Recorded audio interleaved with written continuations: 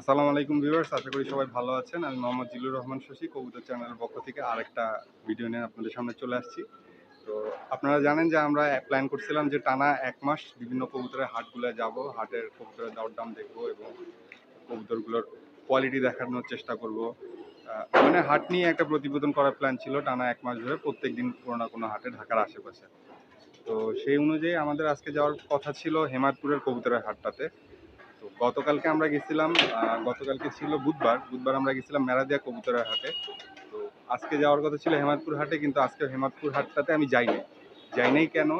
সেটার মেইন রিজনটা হইলো যে আপনাদের ইন্টারেস্টটা আসলে কমে যাচ্ছে বলে আমার মনে হচ্ছে। কারণ কি, আমার দেখা গেল যে মিরপুর হাটের ভিডিওটা করলাম, সেখানে কিছু ভিউ পাওয়া গেল।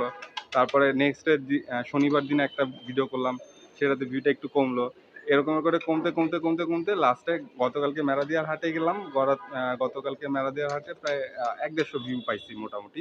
আলহামদুলিল্লাহ, যা পাইছি আপনারা যেটুকু দেখছেন ভিডিও, যেটুকু সাপোর্ট দিচ্ছেন আলহামদুলিল্লাহ। কিন্তু ব্যাপার হয়েছে কি, আমার কাছে যেটা মনে হলো যে আপনারা আসলে এই জিনিসটাতে একটু ইন্টারেস্টেড কম হয়ে যাচ্ছে। মানে একদম রেগুলারলি একই হাটের ভিডিওগুলো, কারণ প্রত্যেক হাটেই মোরাললেস ঢাকা শহরের আশেপাশে একই রকমেরই প্রাইস থাকে, একই রকমের কবুতরগুলোই উঠে। কিছু হাটে কিছু কবুতরের দাম একটু কম থাকে, কিছু বেশি থাকে, এরকম একটু ডিফার করে, বাট মোরাললেস একই অবস্থা আর কি।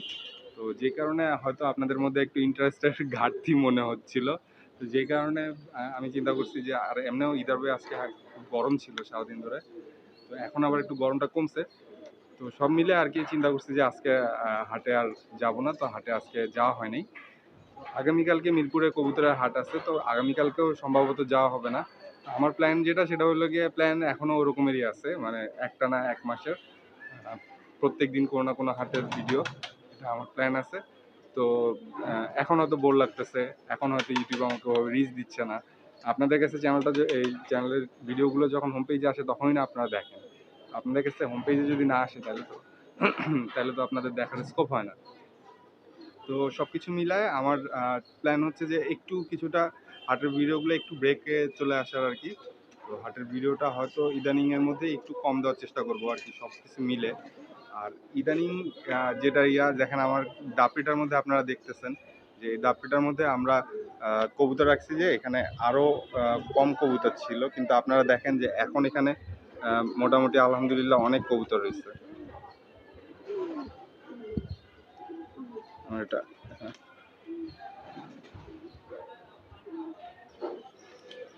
এই যে এখন আপনারা দেখতে পাইতেছেন, এই যে দেখেন দাপড়িটার মধ্যে আমাদের অনেক কবুতর রয়েছে।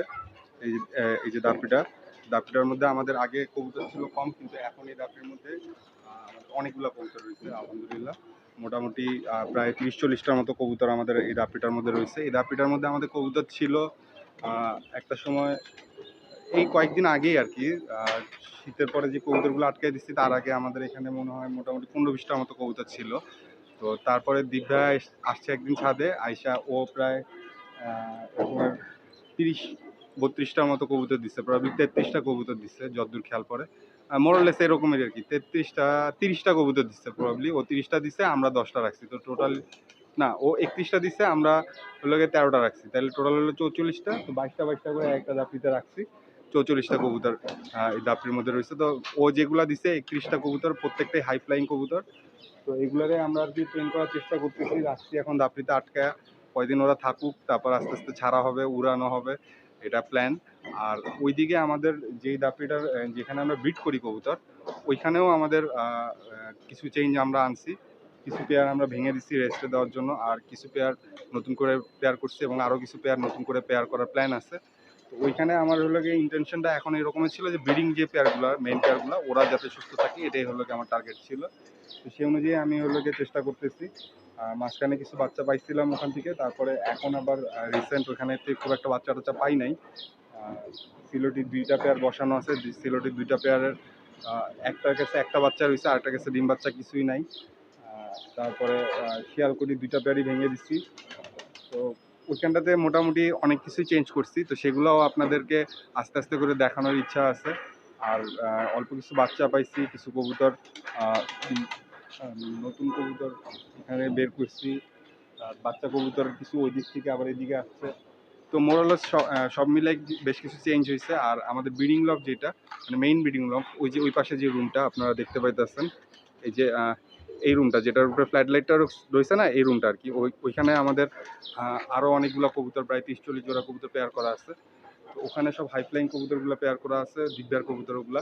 তো ওখান থেকে দিব্যা কিছু কবুতর পেয়ার ভেঙে দিচ্ছে। আমার পছন্দের সিলোটি কবুতর ছিল, 3 জোড়া পেয়ার মিলানো ছিল, তো সিলোটি কবুতরগুলোর পেয়ার ভেঙে দিচ্ছে দিব্যা, পেয়ার ভেঙে নতুন একটা পেয়ার দিচ্ছে। আর আগের যে 3 জোড়া ছিল 3 জোড়াই পেয়ার ভেঙে দিচ্ছে। আর কিছু কবুতর সিঙ্গেল ছিল আপনারা দেখছিলেন, তো সেগুলোর জন্য মেল ফিমেল সেট করে দিয়ে গেছে দিব্যা এসে। তো এগুলো নিয়েও কিছু আপডেট দেওয়ার প্ল্যান আছে। এগুলা হলো গিয়ে পরবর্তীতে মানে ইদানিং এর মধ্যে এই ভিডিওগুলো আমি একটু বেশি করার চেষ্টা করবো ইনশাল্লাহ।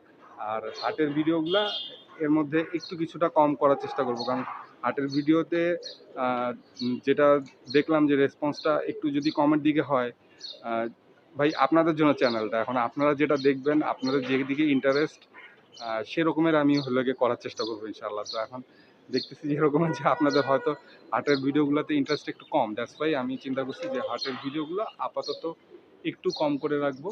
তারপরে আবার পরবর্তীতে যখন সুযোগ হবে, আমার নিজেরও সুযোগের ব্যাপার আছে, সময় সুযোগ সব মিলে ওভারঅল, তখন হয়তো হাটের ভিডিওগুলো আবার ফ্রিকুয়েন্টলি করার চেষ্টা করবো ইনশাল্লাহ। এবং আমি যখন করার চেষ্টা করব তখনই এভাবে চেষ্টা করব যে যাতে টানা 1 মাস করা যায়। এর মাঝখানে যদি ব্রেক হয়ে যায়, লাইক হলো গিয়ে আমি 6 দিনের ভিডিও করছি টানা, তো 6 দিন পরে এখন আবার যখন নেক্সট যখন ভিডিওগুলো করব তখন আবার আমি 1 থেকে কাউন্ট করব। এটা যখন আমার 30-এ মানে কি বলবো যে রিচ করবে, তখন আমি বুঝবো যে হ্যাঁ ঠিক আছে, আমি 30টা ভিডিও টানা করতে পারছি। এটা আমার পার্সোনাল নিজের কাছে নিজের একটা চ্যালেঞ্জের মতো, এটা আমি চেষ্টা করবো আর কি। এটাতে অনেক এফোর্টও লাগে, হাটগুলো অনেক দূরে দূরে, তো তারপরও মোরলেস চেষ্টা করি আর কি। তো আজকের ভিডিওটা এই পর্যন্তই। এখন বিকালবেলা আমি কবুতরের খাবার টাবার দিব, খাবার টাবার দিয়ে তারপরে নেমে যাব। আর নেক্সটে ইনশাল্লাহ আগামীকালকে আপনাদেরকে এখান থেকে কিছু কবুতর ধরে ধরে দেখাবো ইনশাল্লাহ। দিব্যা কি কবুতর দিল হাই ফ্লায়ার আমাদের উড়ানোর জন্য। আর আমাদের ব্রিডিং রুমগুলোও দেখাবো, এক এক দিন এক এক রকমের। আর আমাদের যে কবুতরগুলো আছে সেগুলোও কিছু ধরে ধরে আপনাদেরকে দেখাবো। হাটের কবুতরগুলো যেরকমের দেখাই, আমার তো এখন আলহামদুলিল্লাহ একটা খুব ভালো ট্রাইপড আছে, এটা হলো গিয়ে জেমেরির KP 2209 একটা মডেল। তো এই ট্রাইপডটা খুবই ভালো, অসাধারণ, আমার খুবই ভালো লাগছে ট্রাইপডটা। তো এটা বিভিন্নভাবে ইউজ করা যায়। এটা একটা রিভিউ দেওয়ার কথা ছিল, আপনাদেরকে বলছিলাম, তো ওভাবে করে ডিটেল রিভিউ আসলে দেওয়া হয় নাই। ওটা হয়তো কোনো এক সময় সময় সুযোগ পাইলে দেওয়ার চেষ্টা করব।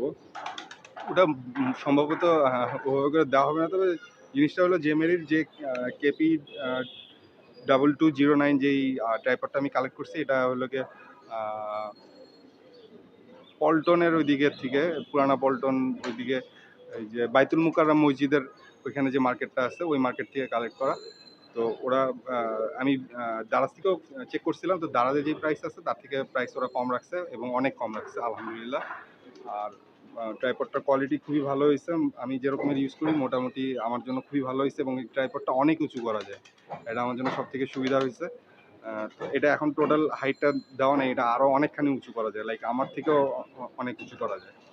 আর ট্রাইপডটার ফ্লেক্সিবিলিটি সব হিসাবে ট্রাইপডটা আমার কাছে খুব ভালো মনে হয়েছে। আর এটার একটা ডিফারেন্ট সিস্টেম আছে, এই ট্রাইপডটাতে একই সাথে অ্যাট এ টাইম আপনারা চাইলে মোবাইল এবং ক্যামেরা দুইটা হলো গিয়ে সেট করতে পারবেন। তো মোরালেস ট্রাইপডটা খুবই ভালো লাগছে। আমার প্রাইসটা এক্স্যাক্টলি এই মুহূর্তে খেয়াল নাই আমি কত দিয়ে কালেক্ট করছিলাম, তো প্রবাবলি 1500 থেকে কিছু বেশি, লাইক 1700 টাকা অথবা 1700-1800 এই রকমের একটা প্রাইসে প্রবাবলি আমি কালেক্ট করছি, অথবা একটু এদিক ওদিক হইতে পারে, আমার এক্স্যাক্টলি প্রাইসটা খেয়াল নাই আর কি। আর আমি যে মাইক্রোফোনটা এখন ইউজ করি, আমার আগের মাইক্রোফোন দুইটা, ওই দুইটারও রিভিউ দেওয়ার কথা ছিল, তো ওগুলো রিভিউ দিতে পারিনি। ওই মাইক্রোফোন দুইটা হচ্ছে কি, ওই যে ক্লিপ মাইক্রোফোন যে দুটা, সেই দুটা দেখা গেছে যে মানে একটাতে একটু ডিফেক্ট দেখা দিচ্ছিল। তো ওইটার আপনার যখন ডিফেক্ট দেখা দিচ্ছে তখন আমার আরেকটা মাইক্রোফোন দরকার পড়ছে। তারপরে আমি এটা হলো গিয়ে আপনার এই যে বয়া বাই MM1 যে মাইক্রোফোনটা, এটা হলো গিয়ে বয়া বাই MM1 মাইক্রোফোনটা। তো এটা আমি কালেক্ট করি। আর ওই মাইক্রোফোনটা মিন টাইম আমি হলো গিয়ে মোবাইলের দোকান থেকে সারাই আনি। তো ওটার ভিতরে ব্যাটারি ছিল, ব্যাটারিটাতে ডিফেক্ট ছিল, ব্যাটারি চেঞ্জ করে দিচ্ছে, মাইক্রোফোনটা ঠিক হয়ে গেছে আমার। যেই আগে যে ক্লিপ মাইক্রোফোনটা আমি ইউজ করতাম সেইটা, তো ওটা দারাজ থেকে কালেক্ট করা ছিল, প্রবাবলি 650 টাকা দিয়ে কালেক্ট করছিলাম। তো এমনি আমি বাইতুল মোকাররমের মার্কেটে দেখছি ওইটার আবার দাম বাইতুল মোকাররমের মার্কেটে বেশি চাইছে, ওরা 850 অর সামথিং এরকমের চাইছে। তো ওইটা আবার দারাজে একটু কম ছিল। আর এই তো ওই মাইক্রোফোনের নয়েজ ক্যান্সেলিং ভালো ছিল মোটামুটি মোরলেস, কিন্তু ওটার সাউন্ড আসলে ওইটার থেকে এটা সাউন্ডটা বেটার বাই MM1-এর। কিন্তু এইটার আবার ডিসঅ্যাডভান্টেজ হলো গিয়ে যে আপনার এই যে যেমন মনে করেন এখন যে ডিস্টেন্সে আমি আছি এই ডিস্টেন্স থেকে মোটামুটি ভালোই কথা শোনা যাচ্ছে, কিন্তু যদি আমি মনে করেন একটু দূরে যাই, যেমন মনে করেন এইখান থেকে যদি আমি কথা বলি তাহলে আপনারা বুঝতেই পারতেছেন যে আমি যত জানি যে সাউন্ডটা হয়তো একটু কম বেশি হয়ে যায়, যে কারণে এটার একটু একটা ডিফিকাল্টি আছে। তো ওইটাতে আবার এই ডিফিকাল্টিটা ছিল না, ওইটা মোটামুটি একটু ডিস্টেন্সে কথা বললেও কথাটা শোনা যেত। মাইক্রোফোনের মাঝখানে যদি কোনো ব্যারিয়ার না থাকে তাহলে সেক্ষেত্রে আর কি, রিসিভার আর মাইক্রোফোনের মাঝখানে ব্যারিয়ার না থাকলে। তো এই আর কি শর্টকাটে একটুখানি রিভিউ দিয়ে দিলাম। তো আজকের ভিডিওটা এখানেই শেষ করব। আর সবাই ভালো থাকবেন, সুস্থ থাকবেন, আমাদের সাথে থাকবেন, আমাদের জন্য দোয়া করবেন। আসসালামু আলাইকুম।